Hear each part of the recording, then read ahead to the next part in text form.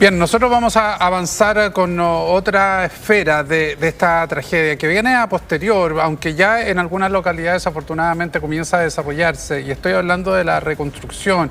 Vienen procesos de limpieza, remoción de escombros, pero también de levantamiento de algunas de las propiedades. Y siempre cuando ocurren en lugares que son complejos, entra el cuestionamiento: ¿se debe permitir el reconstruir ahí? ¿Cuál es el plan que hay que diseñar? Más hoy día en un contexto en que quienes estarán a cargo de la reconstrucción serán otras autoridades. Vamos a conversar con Paulina Espinosa, académica de la Facultad de Arquitectura y Urbanismo y Geografía de la Universidad de Concepción y además directora del Magíster de Procesos Urbanos Sostenibles. ¿Cómo está? Muchas gracias por acompañarnos. Hola, muchas gracias por la invitación. Bueno, estamos acá en medio de esta catástrofe muy triste, la verdad. Sí, muy triste. Ahora, Paulina, profesora, muchos de las personas con las cuales hemos conversado, la verdad, y que no necesariamente son especialistas en el tema, pero sí tenían algún tipo de conocimiento del lugar, habían vivido ahí, nos relatan que algo así lo esperaban. ¿En qué sentido? Lo esperaban es que si ocurría una tragedia de este tipo, por la configuración de los lugares, por donde estaban emplazadas algunas de las poblaciones, si se producía un incendio podía tener estas características. ¿Concuerdas con esa apreciación? Sí, estoy totalmente de acuerdo. Hay factores que son innegables, digamos, en esta tragedia.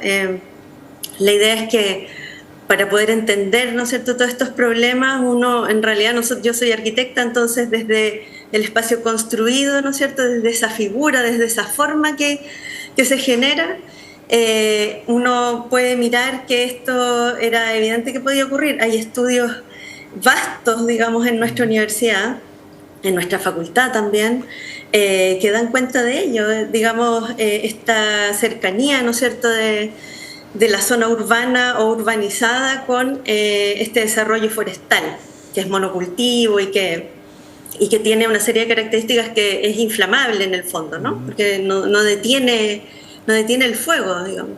Entonces, es una cosa que uno, digamos, yo estoy de acuerdo con esa apreciación de la gente que vivía ahí, o sea, totalmente.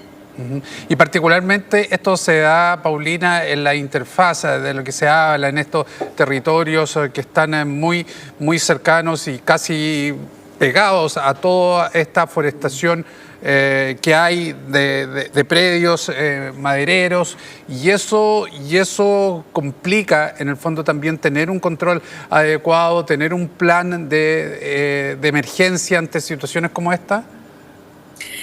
Claro, o sea, es como que la tragedia está servida en el sentido de que tenemos muchos factores que hacen que nos vamos, digamos, establecer un control o un orden. O sea, nosotros hablamos de planificación del territorio, ¿no es cierto? Y eso es como adelantarse a algo, prefigurar, imaginar un territorio.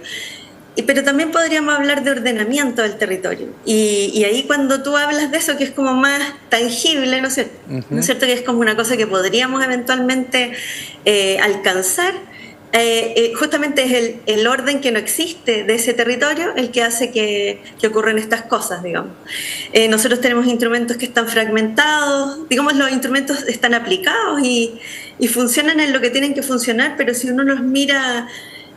siempre en la academia estamos observando, ¿no es cierto?, un poco más desde afuera, el cómo funcionan estos instrumentos. Ahí uno se da cuenta que hay instrumentos que determinan lo que pasa dentro de los límites urbanos, otros que determinan lo que pasa afuera.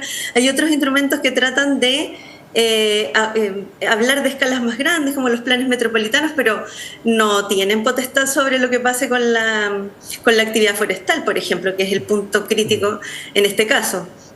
Entonces tenemos un problema para poder hacernos cargo de esta situación. Digamos, si el modelo forestal, digamos, no tiene un límite, no hay cómo decirle hasta dónde tiene que llegar y cómo tiene que llegar, ¿no? Eso yo creo que, y eso en las profesiones como las que nos dedicamos a la forma, ¿no es cierto?, a definir ese espacio, no existe esa posibilidad de decirlo. Nosotros tenemos una conceptualización que es un poco la que abarca un poco estos temas, que es el paisaje. O sea, como que hemos construido un paisaje de riesgo, un paisaje que amenaza. Ujú. Ahora, Paulina, considerando aquello y esta apreciación que ustedes tienen como investigadores y viéndolo desde fuera, y no dejando de lado la variable, además que veremos si es positiva o no, de administraciones que van a tomar este proceso de construcción, ¿cómo se debería plantear la reconstrucción de estas zonas? En primera instancia con estudios acabados con los habitantes de ahí, eso lo primero. Ojalá también que se hagan cargo equipos que sean regionales, que conozcan el contexto. La región nuestra está preparada para enfrentar este tipo de desafíos, ¿no es cierto? O sea, que no tenemos que pedir a Santiago fuera, digamos, que nos vengan a dar las instrucciones de cómo tenemos que hacerlo. Si se plantea digamos, una reconstrucción, hay que definitivamente pedir, digamos, que se deje trabajar en esta interfase un poco por sobre los instrumentos y sus limitaciones.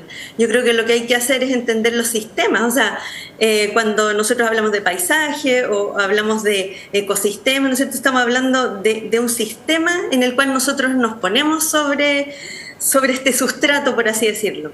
Uh-huh. Y si lo entendemos, podemos trabajar con eso a favor para poder reconstruir. Hay temas de distanciamiento, temas de mix de uso de suelo, cómo estableces cortafuegos, por ejemplo, hacia las personas, y también cada vivienda, digamos, por unidades o por conjuntos, establecer también zonas de seguridad. Digamos que hay una posibilidad muy interesante de poder desarrollarlo si es que se superan ciertas imposibilidades realmente que proponen algunos instrumentos y bueno, las limitaciones propias que tenemos siempre. Ahora, como es una emergencia, me imagino que se podrán destinar recursos extraordinarios para que esto pueda ocurrir, digamos, de manera positiva. Claro, ahora, Paulina, y tenemos un ejemplo muy cercano con lo que ocurre y lo que ocurrió en Valparaíso primero y lo que ocurre hoy día en el presente, donde un porcentaje muy mínimo de reconstrucción se ha dado ahí en el lugar, un plan que ha funcionado de manera lenta, se ha desarrollado de manera lenta por distintas circunstancias, pero ha avanzado de manera muy letargada y eso también podría ocurrir acá. ¿Cómo trabajar para que esto sea más ágil? ¿Cómo trabajar para que además la gente entienda que a lo mejor dentro de todo lo que ha vivido incluso va a tener que a lo mejor hacer algún otro tipo de sacrificio en pro de esa mayor seguridad? Bueno, es una pregunta bien difícil porque si tuviera respuesta, digamos, yo creo que se habría llevado adelante digamos, en los planes para las otras catástrofes que hemos tenido. Pero en principio yo diría que una legislación robusta que permita un marco, ¿no es cierto?, regulatorio que permita actuar, que lo posibilite, o sea, que no sea la burocracia la que comande este tipo de decisiones. Yo creo que esa es una primera idea.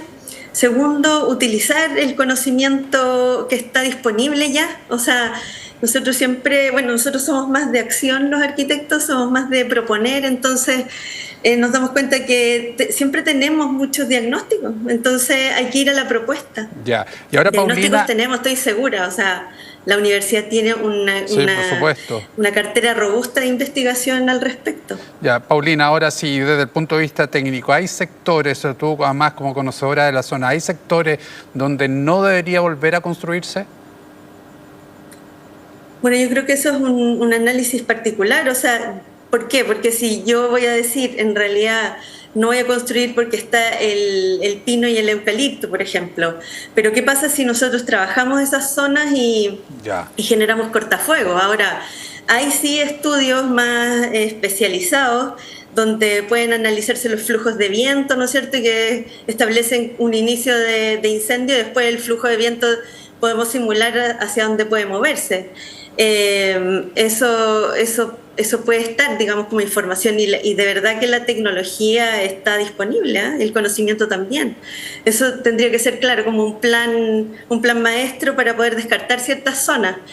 Pero en principio, si es solo por estar en ese borde pino, digamos, monocultivo urbano, yo diría que se pueden tomar acciones reales, digamos, de construcción de cortafuegos. Eso existe como medida.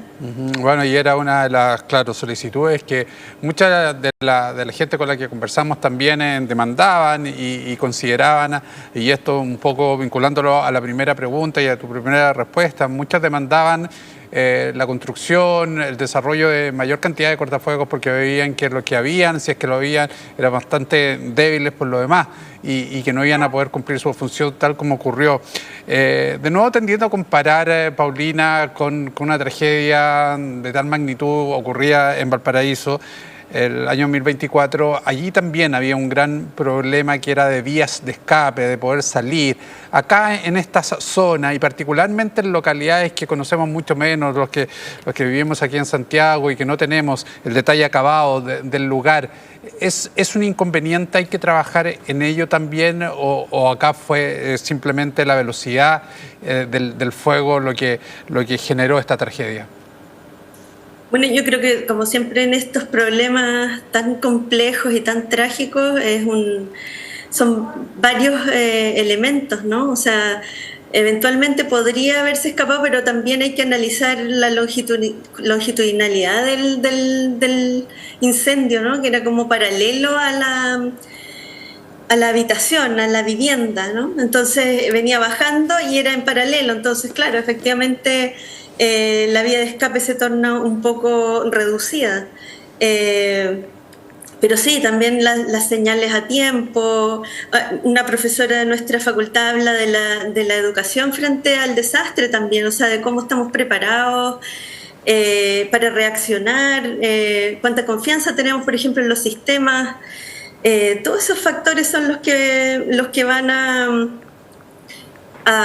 determinar el éxito o fracaso de este tipo de situaciones. También tenemos, ¿no, ciertos factores en que la gente tiene una cierta reticencia a abandonar sus cosas porque es toda su vida y uno lo entiende también. Entonces, al final es un mix bien complejo.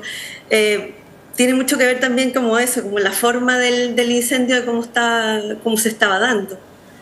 Muy bien, Paulina Espinosa, académica de la Facultad de Arquitectura, arquitecta además y profesora de esta facultad de Urbanismo y Geografía de la Universidad de Concepción, directora del Magíster de Procesos Urbanos Sostenibles. Muchísimas gracias por estos minutos con nosotros, que estén muy bien. Muchas gracias a ustedes por la invitación. Hasta luego. Son las 6 de la tarde con 9 minutos, nos separamos un instante, regresamos con más.